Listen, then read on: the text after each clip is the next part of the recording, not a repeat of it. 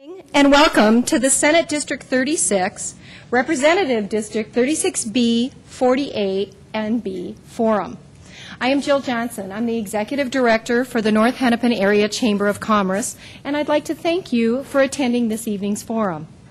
The North Hennepin Area Chamber and the League of Women Voters of Brooklyn Park, Osseo, and Maple Grove are co-sponsoring this candidate forum to encourage voter interest in the upcoming election on November 6th. Neither organization endorses any of the candidates for office. We would like to thank the City of Brooklyn Park for the use of this facility for the forum, and also for Northwest Community Television for their support in televising this event live and for their scheduling of the cablecast replays. It is my pleasure now to introduce the President, Eleanor Johnson, representing the League of Women Voters for our area. Please welcome Eleanor.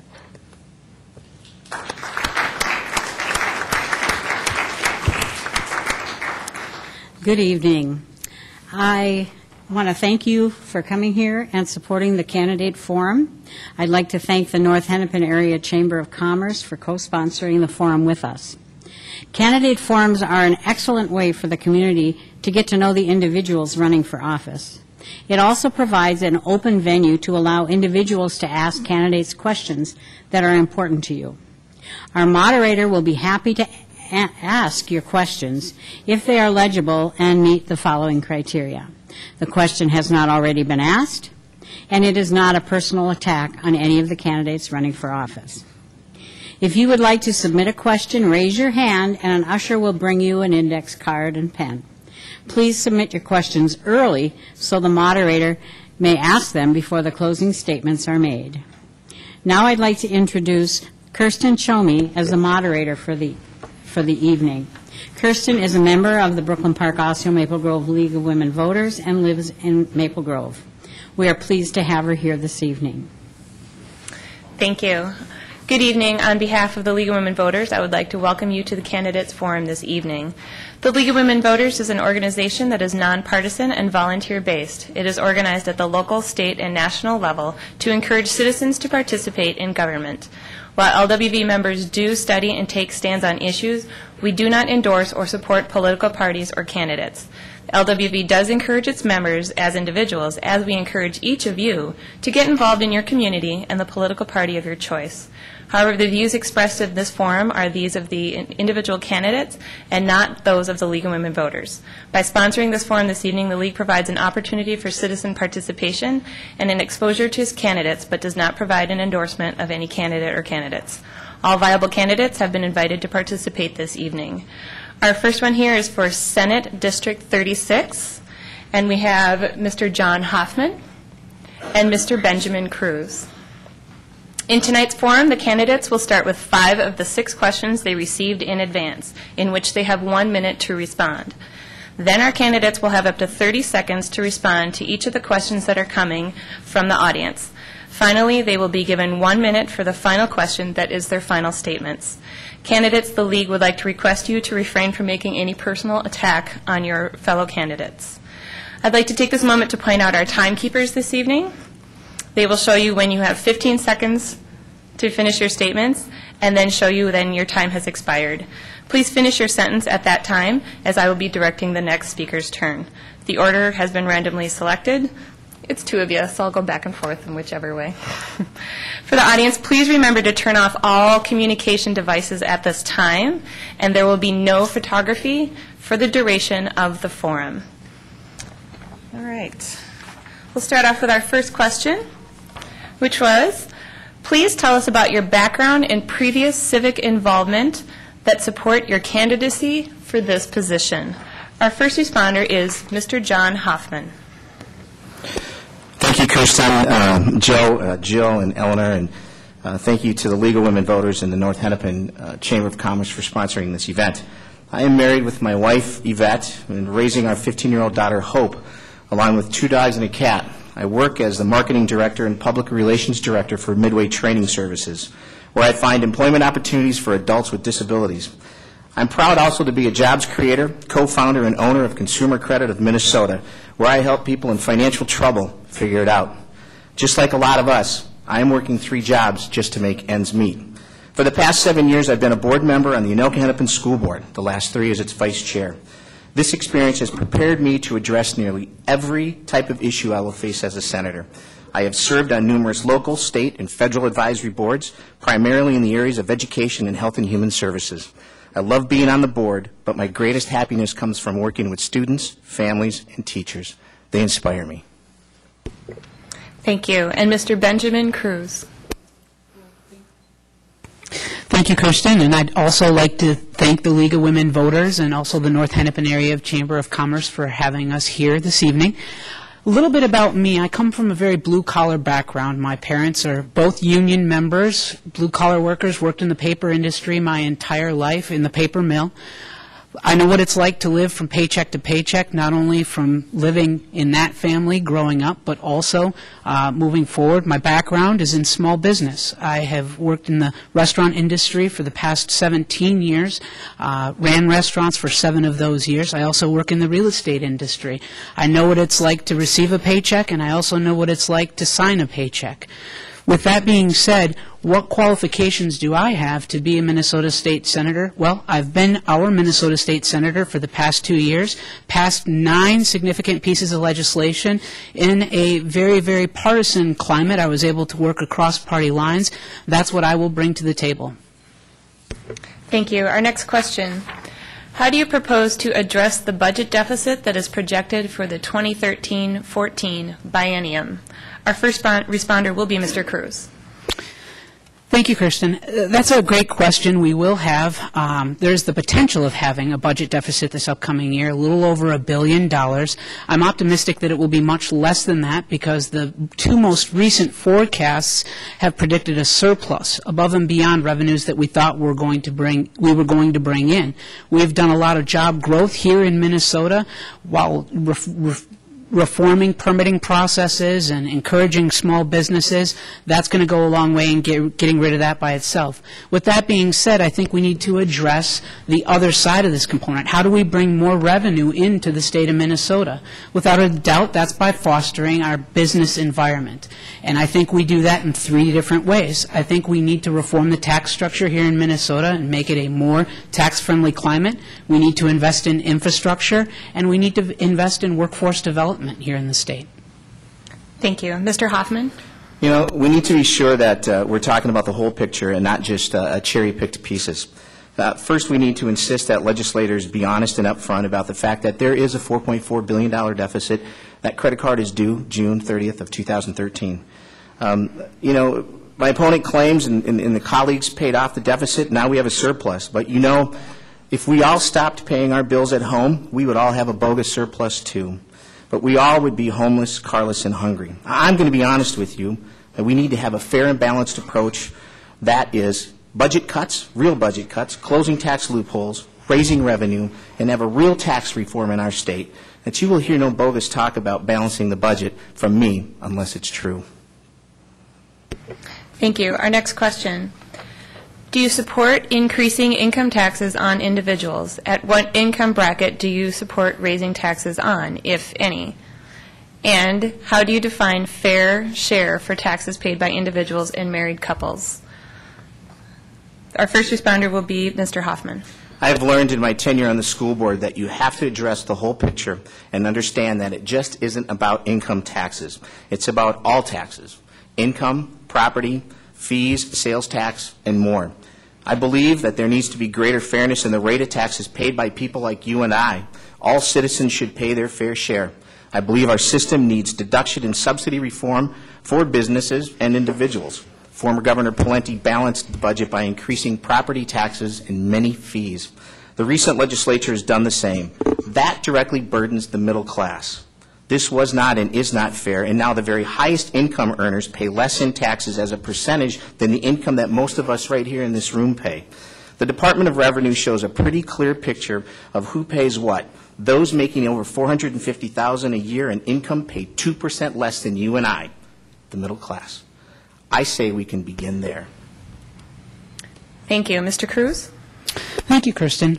Well, I think it's important to be honest here, and I would like to go into a little bit more about the budget deficit versus surplus, I think it's important to let everybody in the audience here know that these budgets, and when we say we have a budget deficit, are based on projections that have automatic multipliers in them. Essentially what that means is that without being completely independent of what's going on in our economy, our government grows, completely regardless of what we do at the state level. So when we talk about this deficit, what we're talking about is projected increases.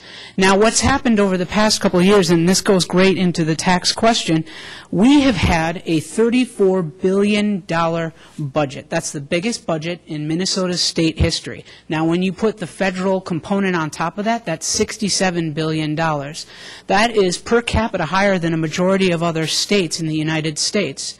We have money there. We need to be better about financially managing those dollars. We don't need to raise taxes. Thank you. Our next question, do you support a single-payer health care system for Minnesota? Why or why not? What effect do you think a single-payer system will have on Minnesotans? Our first responder is Mr. Hoffman. There are many definitions of single-payer. There are, and that's a conversation that does need to happen. Americans are finally realizing through real-life experiences that high health care insurance and high health care costs are threatening to bankrupt the citizens of our state and country. I see that on a daily basis.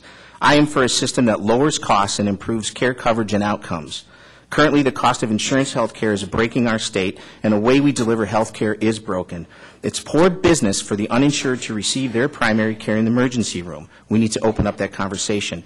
The fact is that we currently spend 31 cents of every health care dollar on administrative costs such as health care plan marketing and underwriting, billing, and even collection costs for both the insurer and care provider. By only having one entity, MHP, pay all of the bills, all at uniform negotiated rates, bureaucratic costs will plummet. Thank you. Mr. Cruz? Thank you, Kristen. Well, make no mistake about it, we are already on our way to a single-payer system. If you watch the news today, both CNN and Fox reported that what was originally projected as 4 million people being penalized under the new Obamacare legislation, that has now grown by 2 million people, saying now that 6 million will be penalized for not having health care. This is definitely the wrong way to go. If you look at the health care that our veterans are being provided right now, if you look at some of the other programs that are run, especially by our federal government, take a look at Social Security. These programs have not been managed well at all. I would rather have us manage those programs at the state level, and I will do my best to ensure that we, as constituents, make decisions about our health care, not our government. Thank you. Our last 1-minute question before we start the audience questions. The achievement gap is a statewide concern. What strategies would you recommend to address this issue, starting with early childhood education? First responder is Mr. Cruz. Thank you, Kristen. Well, I think the achievement gap is an enormous concern. Education, jobs and education are my two priorities. It's the reason I went to the legislature in the first place. The achievement gap here in Minnesota is greater than in almost any other state. We do need to address it. We've had programs that have attempted that. You look at programs like compensatory aid and integration aid, which we've spent billions of dollars a biennium on, and they have failed in closing that achievement gap. What is the solution? The solution is to have programs that are accountable, have results-based funding formulas. A great example of this is a literacy by third grade program that we passed this past biennium. Essentially what this program said was that we will reward financially those educational institutions that have achieved literacy by third grade or over a 3-year rolling average are making progress towards that achievement. The net result has been that our school districts will obtain much more money, and the funding gap between us and the cities of the first class is closing. Thank you. And Mr. Hoffman. During a time of legislative fighting and government shutdown, I protected the education of our children by making hard decisions, insisting on greater efficiencies and making kids a priority. The achievement gap has been a priority for me for years, local, state, and federally. And we have the results in the Anoka-Hennepin School District to show that we have one of the lowest achievement gaps in the state. proud of that role. We have one of the best birth to 3-year-old programs in the state, and we're able to help families get a good start on their children's education. We expanded the preschool programs as well as all-day kindergarten. We have in place a goal for all children. We even worked with our teachers union to design and improve performance pay without raising taxes. We balanced the budget in a time of flat funding while adding teachers and opportunities for students. We prioritized funding to the classroom by adding more science and social studies teachers in the elementary schools. We even reduced school district portion of property taxes during the economic crisis in this state. Thank you. We're now moving on to the questions from the audience. Remember, if you have your questions, raise your hand. You'll get a card, or they will collect your card to make sure that I can read it up front. Thank you. Our first one, what, in your opinion, is the greatest long-term challenge facing the residents of your district? What legislation would you sponsor to address that issue? First responder is Mr. Cruz. Thank you, Kristen. I think the biggest thing facing our district is our tax structure and jobs. I think the two are intertwined. If you look at programs like local government aid and fiscal disparities, we have a tax structure that is broken here in Minnesota. That needs to be reformed, and once we reform that tax structure, we will bring more jobs to the state of Minnesota. Our constituents will be put to work, and that is where it all starts. If there is a silver bullet, it has to be with job creation. We have to be able to put food on the table, and we have to be able to put roofs over our heads. Thank you. Mr. Hoffman? You know, that's one thing I can agree with Benjamin on is the property taxes. Unfortunately, when the homestead credit was changed 2 years ago, 95% of the people in the state of Minnesota saw their property taxes go up. That's a whole big problem, especially when you're looking at folks that are living a day-to-day means to where they're at. That homestead credit needs to be changed back to where it was. The other thing that needs to happen is equalize our property taxes. We live in a property-poor district, and it's about time we get our fair share of the funds that are owed to our students in this area. Thank you. Thank you. What specific efforts will you undertake to create more jobs in Minnesota? Our first responder will be Mr. Hoffman. You know, I serve on the Midway Chamber Board of Directors, and I see 2,000 businesses along University Avenue, and they're struggling at a time when we are spending $450 million a year in tax loopholes for corporations that have jobs created overseas. Me, along with a lot of business owners that I know, want to see that money come back to Minnesota in real investment to local businesses that can create jobs, good-paying jobs right here in our communities. It's a lot of money, and it's about time we bring that money home. Thank you. Mr. Cruz? Thank you very much. Well, at first I'd like to talk about that homestead tax credit. And I think that is very, very important. I think that is something that has affected all of our constituents. And twice I voted at the end of last session to reinstate that. Governor Dayton vetoed both of those pieces of legislation. And I wonder if Mr. Hoffman contacted the governor in his party and asked him to sign those pieces of legislation. I do think that the tax structure is the way we need to bring businesses back into Minnesota. I've been a member of the North Hennepin Area Chamber of Commerce. I've seen these businesses close. We do need to address it. Thank you. Our next question. What is your view of public education's purpose? How will you ensure it is adequately funded? Mr. Cruz. Well, I've gone a long way in ensuring that our education system is funded. Actually, in this past biennium, education in the state of Minnesota per pupil has been funded at $100 more than it has ever been in Minnesota's state history. Above and beyond that, I passed reform of our school trust lands, bringing in millions of dollars into our trust account, the interest of which is divvied up over the per pupil formula every single year. Finding ways to fund education without raising taxes, utilizing better the resources we have in front of us. Mr. Hoffman?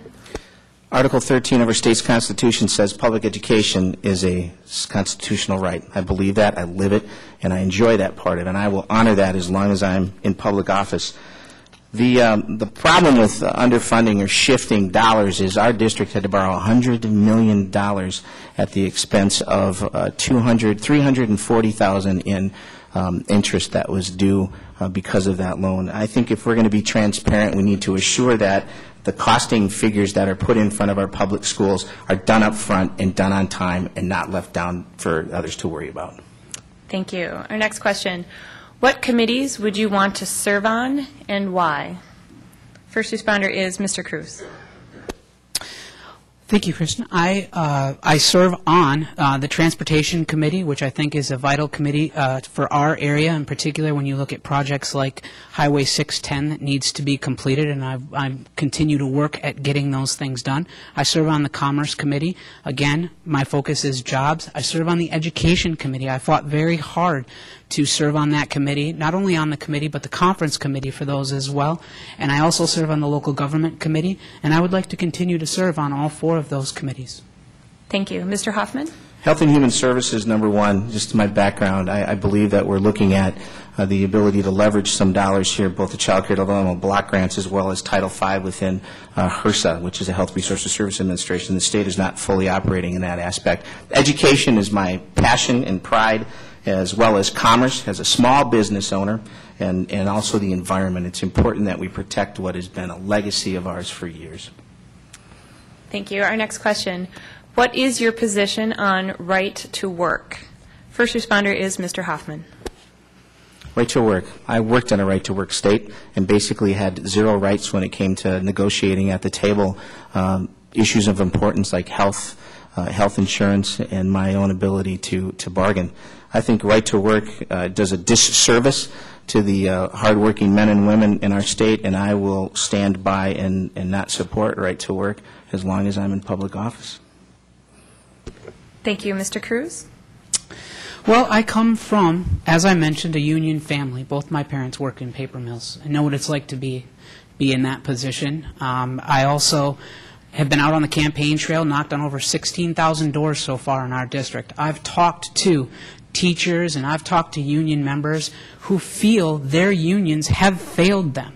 They don't feel like they're being represented, and they would like an option to get out of those unions and not have to pay those dues. With that being said, right to work legislation is not my priority. Jobs and the economy and education are.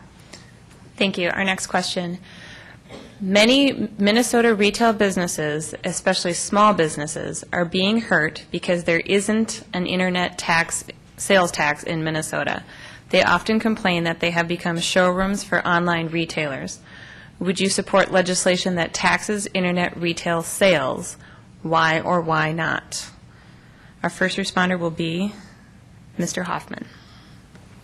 That is an issue. That is an issue as you see Amazon and Yahoo sales going through the roof, and you see our own local big businesses and mom and pop stores struggling. I see it every day on University Avenue.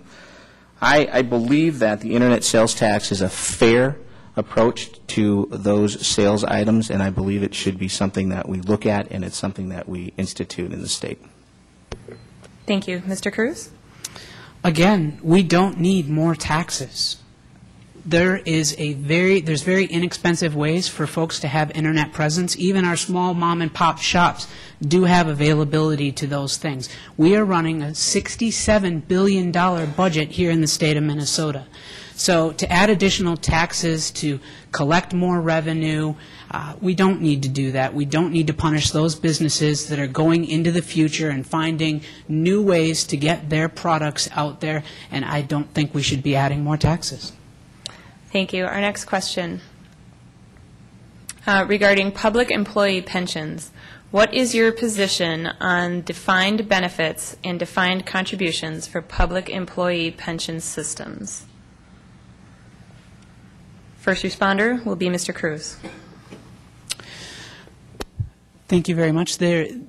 Right now we have a huge funding gap. If we play out the numbers about the defined contribution plans that we have here in the state of Minnesota, they are unaffordable. At some point, we need to be able to honor the commitments that we have already made, but work hard to move away from that system to something that is more sustainable.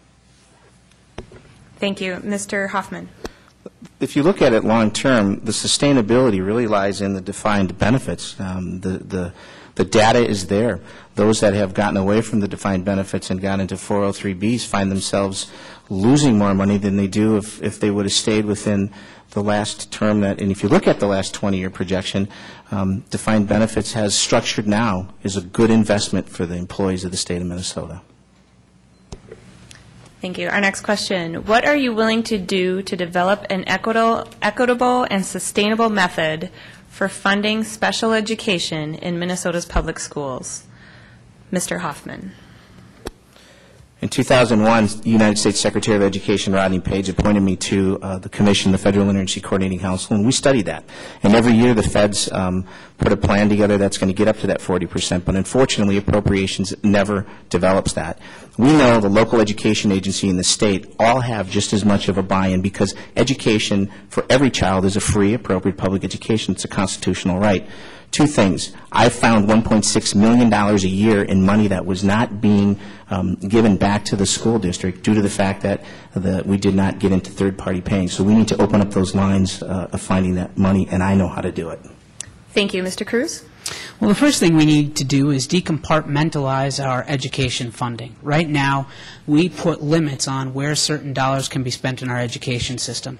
We need to foster more local control. We need to let our school boards make those type of decisions and take those barriers away. Special education is vital. We need to make sure that we are funding special education. But we need to look for areas of opportunity to run leaner in our education systems while continuing to fund them. And I think that's the way we do it. Thank you. Our next question, what is your position on the voter ID amendment? First responder is Mr. Cruz.